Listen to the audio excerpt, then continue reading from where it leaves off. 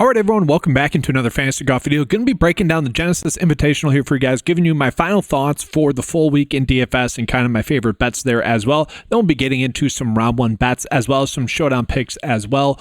Both traditional sportsbook bets we're going to be talking about, but we'll also get into some prize picks and underdog prop bets there as well. Let's go on and get into it.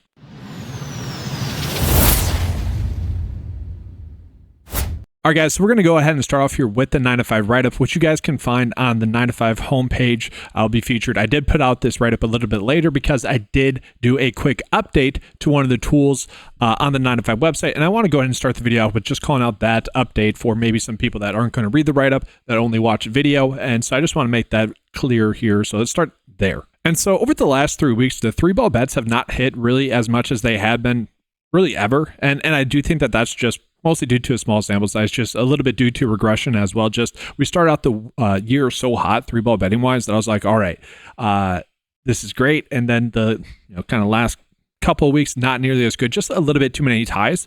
But that being said, I'm like, all right, let's just take this as an opportunity to potentially, maybe see where we can refine the data a little bit more so we can just make sure that we are always on the best bets possible. Typically speaking, I would just bet on the bets that are only 40% likelihood or better to hit, and it was cash in the long term. That's been a good source of profitability really since I introduced this tool.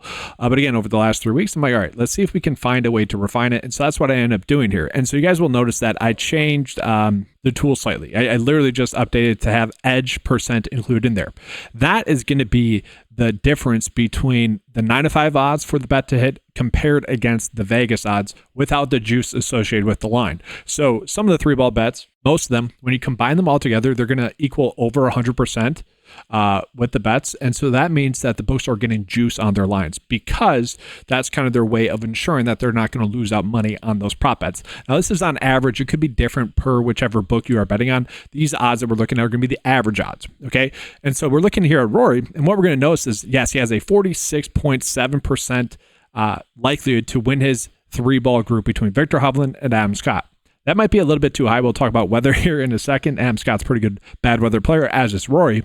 But we look at it, guys. The Vegas odds actually have it closer to about 57%, which is pretty darn crazy. And you can see that based off of the betting odds there. Okay, 1.98 are going to be the betting odds. So you bet 1 unit, you're going to get 0.98 back in your payout. Not very good.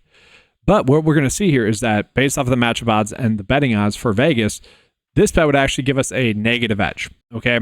And so what we want to be doing is concentrating on these bets that are both going to be the most likely to hit based off of the matchup odds, but also have a positive edge. If we can do that, we are going to increase our profitability in the long term. That's really how I have all these tools made this way, and this is kind of why I have the tools curated to you. Now, I probably will update this still to further curate this for you guys, but I do want to call it like the simple thing you can do. So obviously, I think we would want to reduce the bets in which the matchup odds, in which the edge is a negative edge percent. So what we can do right away is we want to be targeting the bets that are going to be the most likely to hit. Like, we don't want to go too low. Okay, so really probably what you could do is just keep it at about 30% matchup odds. If you want to raise that a little bit higher, you can. But then we're also going to look at the edges where we're getting at least a positive edge on that. Okay, so that's where the 9 to 5 data likes to bet a little bit more than Vegas, and so we can get an edge there. So what we're going to notice here is that really Scotty Scheffler to win his group is a little bit better for a payout. Look at Willie Z to win his group. Only a 38% likely to hit, but we are getting about a 1.47% edge, okay? And that might not seem like much, but that is, again, something that should add up for us in the long term. That's exactly why I am making these updates. Now, we don't want to go down the list too much. Obviously, the more we do that, the more likely we are to probably not be profitable in the long term, right? Like, let's say if we sort it by edge here, we're going to notice that like Justin Rose and Jake Knapp both give us about a 6.3% edge, but they are both only about 31 to 30% likely to win. Both very good payouts, though. So it's really kind of just based off your strategy. If you are someone that maybe wants to take a more long-term profitable approach, I think this would actually be the better route, but I know a lot of people don't like that.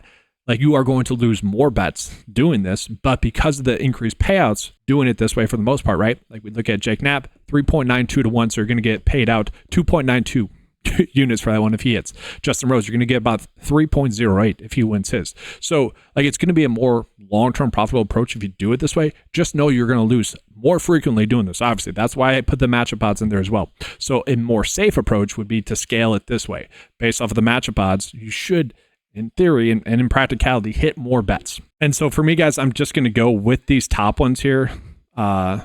These top 6. This is literally going to be it. So my 3-ball bets for round 1 are going to be these 6. Again, I'm probably going to be a little bit over the board today, or all over the place today with the video. So apologies for that, but I wanted to start off with this update. So now let's go ahead. We'll jump back into kind of more of the main site, the full tournament field, the full tournament aspect of this week, and then we'll jump into the round stuff more. And so I'm just going to be honestly referencing the 9-to-5 write-up. I'm currently making this public, guys. I don't know if I will continue to do that. Really, I honestly don't know if I will or not. But you guys, again, can find it on the homepage here of the 9-to-5 Sports website. Click on that. And if you guys are not getting email notifications for that, you can scroll down to the bottom and just sign up there. And so I do think it's worth calling out the weather that we have projected here. Now, this is from the PGA Tour website. Again, looking at some other sites, maybe weather.com, Wind Finder. I know a lot of people like to use that there as well. It does point to Thursday being pretty windy and the windiest of the week. Now, depending on which site you're looking at, it might be a little bit different. Right now, it's showing that it could be pretty windy there for Thursday, and a little bit of rain in the mix as well, which could make round 1 play a little bit more difficult. This was enough for me, based off of the weather for Thursday and Friday, to actually change the weather to bad. Okay, now I'm treating this week as a no-cut event. I know I kind of phrased that poorly, and I said it's a no-cut event. I am treating it as a no-cut event just due to the setup for this week, where basically if you're not playing terribly, you're going to be able to make the cut. That's basically, unless someone goes nuclear, where they just like go off in round 1 and just are winning by like 15 after 2, there's going to be probably 90% of the field making the cut, unless they're playing terribly. And so naturally, like, that player would already bomb our lineups regardless, right? So I am treating it more as a no-cut event. But because there is a slight cut, we should be paying attention to that weather report a little bit. And that's why I wanted to add in the bad weather. Okay, now, if you are someone that is playing round 1 showdown, I'll touch on that in a second. What you could do is factor in the round 1 showdown rank. You could actually factor in the bad weather players who are a little bit better in bad weather starts. And actually, you could favor a little bit more of the earliest AMT times as well. And I'll show you guys that process here in a second. But that's what we're looking at there. First round leader wise, I'll touch on that in a second here as well. 3-ball bets in round 1, I talk about the update there. Tournament matchup bets, we'll get into that in a second here as well. Outright bets, if you guys are interested, I'm really just looking at 4 outright bets. Okay, I'm still a sucker for Sam Stevens, even though he's not like a great bet. He's still kind of checking all the boxes in terms of a good long shot bet, so I'm fine with that. Russell Henley, I really love as well. 60-1 odds for a guy that's an elite stat fit. I do want to call it, though, that we are getting a lot of good outright bets. Okay, so like in terms of predictability, these are the golfers that would give us a predictable outright winner based off of previous year's data. Okay, so last week we only had 1 good outright bet. That was Sepp Straka, ended up finishing top 15. Fine with that.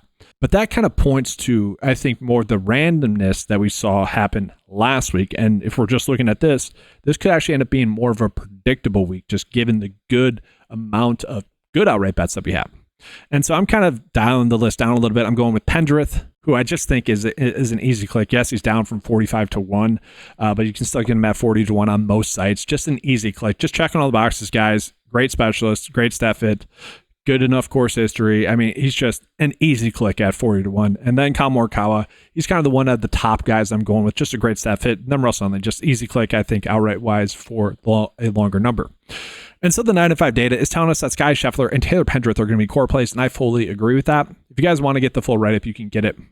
But this is kind of what I'm looking at for a player pool right now, kind of just scaling it properly. Again, going on my way to play Taylor Pendrith. If it doesn't work out with Taylor Pendrith, I'm like more than okay with this. I mentioned this a decent amount thus far this year already, where just he is priced up a little bit, don't get me wrong, at $9K.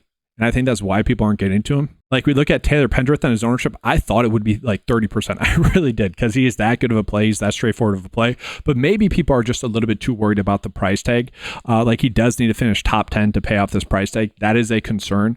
At this ownership, he needs to finish top 10 and at this price. And I get it. People maybe just are wanting to bet on him more, having the wheels come off rather than continuing to trust him. I kind of get that. Like, he's not that proven, especially in this field. It does make sense. But on paper, he is just like one of the best plays, if not the best play, honestly, given his course history that he's had and given kind of the specialist data is telling us there. So I really like him. And again, given his price tag, I will be treating him as a core play. But we look at kind of the ownership leverage here, guys. Nothing too crazy. I would say the ownership's pretty much correct here. I'm not getting to, like, let's say Wyndham Clark or Willie Z at that much ownership percent. Like, they're just a little bit too high owned. That's what the day is calling out here. But I also get it. Like, they're risk reward options, and it's not like they're egregiously high owned. I get why people would be on them a little bit more than me. You're chasing the upside with them. You don't really care about the downside, especially in GPPs, right? Like, so I get it. We saw this last week. I don't really see anything too crazy in terms of ownership being gained or ownership being lost. Like, it's a pretty proper week in that regard. And so, guys, I don't want to click off of this. This is going to be for round one showdown, but in terms of like the lineup builder portion for this week, one thing you maybe could do is, because the weather is projected to be the worst, later for the week, it's projected to be the worst late in the day on Thursday. Okay, so what you could potentially do is put a slight AM emphasis with the data. So what you could do, slight AM emphasis, that's what you would do, and then still use the 9-to-5 model rank in there. That's going to create a slight emphasis for the golfers that are going off in the AM, which might skew the data a little bit more for those AM guys. Now, it's not a crazy advantage, but maybe it ends up being a half a stroke. Maybe that does end up being the difference between getting 5 out of 6 or getting 6 for 6. But while we're here, let's go ahead and talk about the round one showdown. So again, weather right now as it sits is projected to be somewhat bad. Now, whether or not it ends up being 20-mile-per-hour winds sustained, I don't know. Like, weather is a little bit random here. We saw at the Farmers Insurance Open where it was projected to actually be pretty calm throughout the week, relatively speaking, to having a couple of rounds where the wind was a big difference there. And so we do see that happening. Weather can be a little bit random in regards to wind. But I do think we should plan for that. Okay, so what I'm doing here is I'm putting an extreme emphasis on the AM/PM. Okay, now this is for main slate. It's going to work for round one showdown as well. We are still looking at round one showdown rank, and then we are going to be looking at those bad weather specialists. So what you will see is that Scotty Scheffler is still popping up as the top round one showdown pick, even though if we look at the tee times, he's actually going to be one of the players that has one of the later tee times. Okay, but as well, what we'll notice here is that some of the other golfers that do have the earlier tee times are going to be popping up a little bit more here. And so like someone like Russell Henley is popping up here as well. Maybe not the best bad weather specialist here, ranking out top 20, but not terribly. This is over the last 5 starts, but still good enough. Okay, so we can be looking at that. And so that's what I'm going to be doing for round one showdown. I'll kind of just show you guys what I'm looking at here already. So we are getting to a lot of Rory. The top build is Rory, Henley, Scott, Stevens, Poston, and Connors. So it is somewhat favoring that early tee time, but I might not mind the idea of getting to someone like Seamus Power a little bit, who does have an early tee time. We are getting to him about 20%. So I'm okay with that as well. That's going to be my approach there. So I already mentioned the first round leader. I already mentioned the showdown picks. Already went through the full slate. Let's jump into some of the round bets. Now, I don't think we get any international viewers, or not that many, but if you guys are someone that does have access to bet online, I wanted to call it this EV bet that we are getting. Well, I know this is available in America as well, but this is a pretty good edge that we have here. Jason Day being Tommy Fleetwood in the tournament, that's a decent one. If we look at the 9-to-5 data as well, don't mind the idea of Justin Thomas being Rory here as well. That's at plus 150 on Unibet. And so that's definitely an interesting one there. But let's look at some round bets that we can get to. And actually, I called these out in the 9-to-5 write-up as well. And so we're going to sort by the popular bets in America, FanDuel, DraftKings, BetMGM. We're going to sort by round one. And so we're looking at some round one head-to-head bets. Now, these have been hitting a lot. They've really been saving the weeks a lot recently. So those 3-ball bets start hitting, or if we hit a freaking outright bet, a little bit annoyed by that thus far this year, we'll be sitting pretty. But we're going to notice, guys, JT Poston beating Siwoo Kim is one of the better bets here. Minus 110, that's a solid one. Okay, you can get that on DraftKings or FanDuel. We got another one, Russell Henley beating Substraka in round one, minus 110 there. So decent one there. We could go down the list. We're getting a decent amount, but I'm just going to be sticking with those two for the round one head-to-head bets. And so with that, we're going to go ahead now and jump into some Prize Picks and Underdog prop bets. Again, if you guys have never signed up for Underdog or Prize Picks, make sure to use the promo codes. You can use the promo code 925 spelled out, like shown on the page right now. You guys will get a 50% deposit match. If you guys are looking to sign up for Prize Picks for the first time, it'll be number 9 and then TO5. You guys will get $50 deposited into your account instantly when you spend your first 5. So great promos, and also just an easy way to help out the channel. And it does not go unnoticed. I do appreciate when everyone does that. Honestly, I just invest that money right back into the channel and more tools that are available, whether that be for fantasy golf or like for the Prize Picks Underdog tools that you guys see. Now, guys, the first thing I want to call out here is that we are getting some pretty big edge ratings, which For golf, it's a little bit different with how we're kind of looking at it because we're not always getting like true sportsbook odds for this. Okay, whereas all the other tools in the Prize Picks and Underdog tools are specifically based off of that. These are essentially comparing what the lines we are getting on average between Prize Picks and Underdog against the player's average and then against the course average as well. And so that's what we're looking at here. So Gary Woodland, where he's projected to get 2.94 birdies or better, that's going to be one of the better edges compared to his line of 2.5. Now, he's not exactly projected to get 3. That's going to be a little bit of sweat, but these are all pretty good ones that we are getting. Adam Scott has a great chance to be a push at 3. That's what that day is telling us. Billy Horschel to get over 2.5 birdies or better is another decent one. But as always, we do need to pair these up with another bet on the way back. So Ludwig Aubert to get under 3.5 birdies or better is a good one. Again, if the course does end up playing more difficult, whether it be due to the weather or due to the fact that this is the second time we're seeing this course over the past month, based off of social media videos and whatnot, it does seem like the course is going to play more difficult. Not exactly like a U.S. Open setup, but kind of like a U.S. Open setup. So I do think that on average, we will see this birdie or better of 3.06 be the thing that does consistently happen here at this tournament. And so I'm kind of okay betting on that and making bets based off of that. And so the issue that we have here is that when we pair these bets up together, the payout's going to be reduced. So what we would have to do is we'd have to do like Gary Woodland. We need him to score on the par 5s basically there. Gary Woodland over 2.5 birdies or better. And then you could pair that then with like Aubert to get under 3.5 or Jordan Spieth under 3. Okay, so that's the way to go about doing it. It's up to you guys. If you guys like these, compared, and again, I think it's due to the weather. Should play a little bit more difficult, but that's what that's calling out. And for what's worth, prop line difference-wise, we're getting 2 right now.